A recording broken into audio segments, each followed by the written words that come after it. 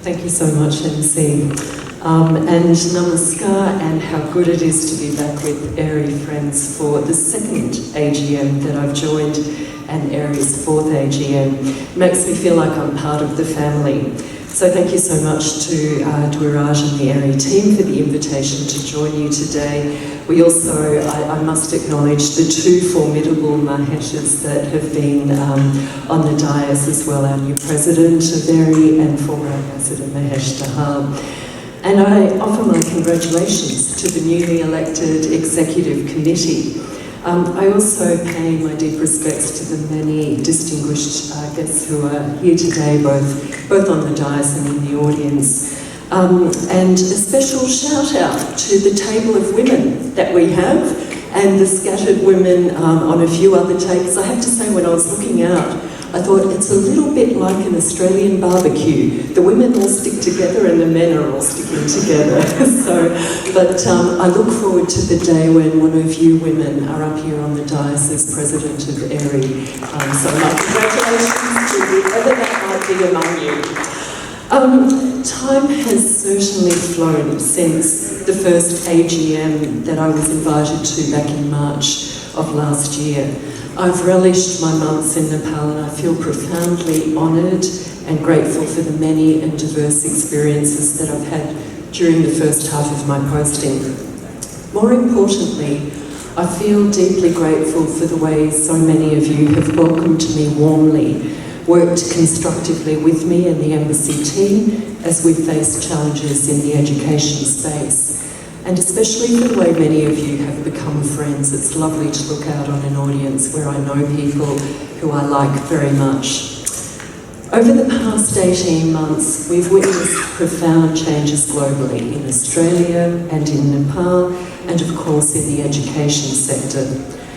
The waves of COVID, our sharpened focus on climate change with COP26 in Glasgow last November, our sharpened experience of climate change with floods, heat waves, forest fires, all at unprecedented levels in all corners of the globe, the dissolution of Parliament in Nepal, the Supreme Court appointed new leadership, local elections in May, the calling of elections for November in Australia, federal elections which brought about a change of government for the first time in 10 years, Russia's invasion of Ukraine, heightened geopolitical tensions. Frankly, it's been a head-spinning year. And then, in the sector that brings us all together this evening, international education, there have been seismic shifts too.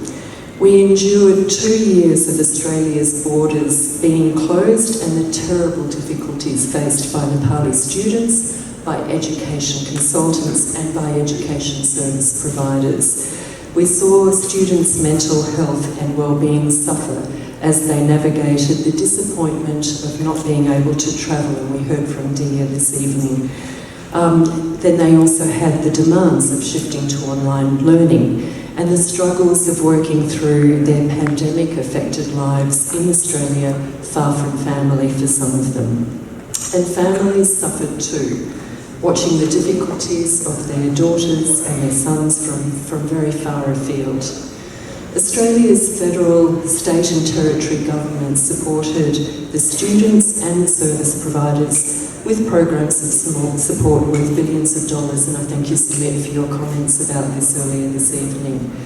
And here, education consultants in Nepal at times have limped along, watching the Australian market share diverted in other directions. So I thank you all for your patience and your perseverance during a long and difficult period. I've appreciated our close contact throughout this period and our cooperation as we waited for borders to open again, which finally they did on the 15th of December last year. High vaccination rates in Australia and the extensive work undertaken by governments, by institutions, state and federal agencies, all of these supported the safe return of students to Australia.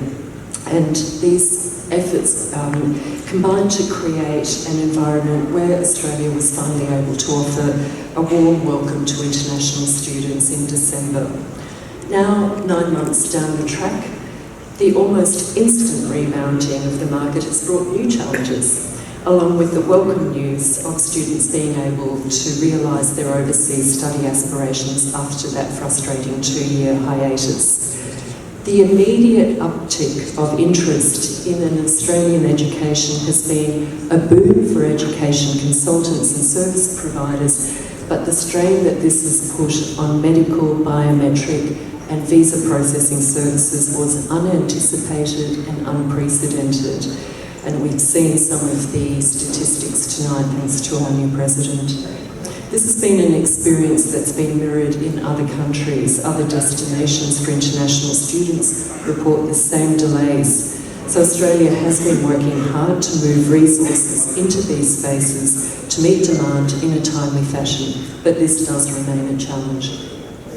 The attraction of a study opportunity in Australia has been reinforced by the temporary shift in policy that allows students now to work unlimited hours rather than that 20-hour-per-week cap of pre-COVID times. And this has generated some market distortions, shifting emphasis away from the focus on the study experience to the work experience. And that has also exacerbated the strain on visa services. Issues around the integrity of applicants and applications, documentation, and even some education agents unsurprisingly diverts resources, and it comes at an efficiency cost to high-quality applicants and high-quality consultants, such as those who are represented here today.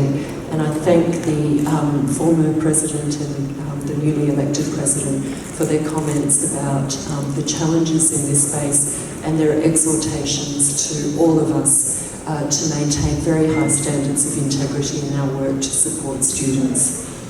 As you're aware, Australia's Departments of Education and Home Affairs are working closely with education service providers in Australia and education consultants to respond to these trends.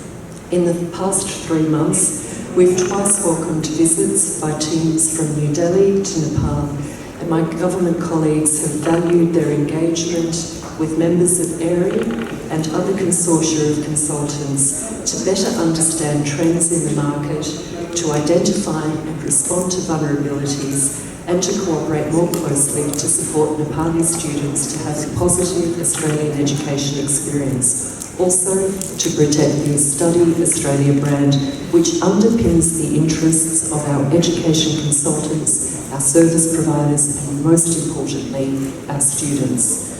I thank AAERI Nepal, led by its former and new presidents, its executive team, for your engagement in these visits and your valuable feedback. I also thank you for your ongoing cooperation with our embassy and the Australian government more broadly, because this cooperation is crucial for positive student experiences and for a strong Study Australia brand. As you know, Australia attracts students from over 190 countries, including Nepal, who bring their collective diversity and knowledge to our education institutions, our workplaces and our communities. And this contributes to an inclusive culture that Australia regards as one of its defining characteristics. It facilitates meaningful cross-cultural exchanges, creates the influential alumni networks that we've heard about tonight from Dr. Ariel, and it provides residency pathways for highly skilled graduates. Most importantly, it supports Nepal's development. Australia consistently ranks among the most popular study destinations for international students, and we have even more to offer in 2022 and beyond. Australian institutions and government agencies have expended great effort in developing even more robust arrangements to support the international student population, including through welfare services and mental health support. Our health systems have been strengthened and demonstrated as second to none in managing health crises. There is arguably no safer place in the world to receive a world-class education than Australia, with our high standards of social services and our low rates of crime. International education, therefore, is one of Australia's great success stories. We have educated more than 3 million international students in the past 20 years, and these graduates have gone on to lead and shape politics, businesses and societies across the globe. Many have become citizens, making an important contribution to Australia, and this includes tens of thousands of Nepalis. Our last national census, held in August 2021, reported that our Nepali origin population in Australia doubled in the last 5 years to around 120,000. And a fast fact for you, Nepali is the third most commonly spoken language in Hobart. So Nepal and Australia are once again enjoying the many benefits of close people-to-people links fostered by student exchanges. These links underpin the warmth and respect of our long-standing bilateral relationship, which is now 62 years old. It is the quality and the integrity of our education service providers, of our education consultants, and of the students that will protect this vital strand of the bilateral relationship into the future. So I close by thanking each one of you for your efforts to join genuine students with quality institutions in Australia. And I thank AAERI for its vital coordinating and advocacy role in the international education sector. I wish you well for the year ahead, and I look forward to continuing our close cooperation. And if there's anything that the past 2 years have taught us, it's that we cannot predict the challenges we might face. But what is really clear tonight from all of the incredibly thoughtful, incisive remarks that we've been listening to, what is so clear to me is that AAERI is really well equipped with a most highly talented and committed membership to meet whatever challenges lie ahead of us. So I thank you. I look forward to seeing you next year, I hope, and done.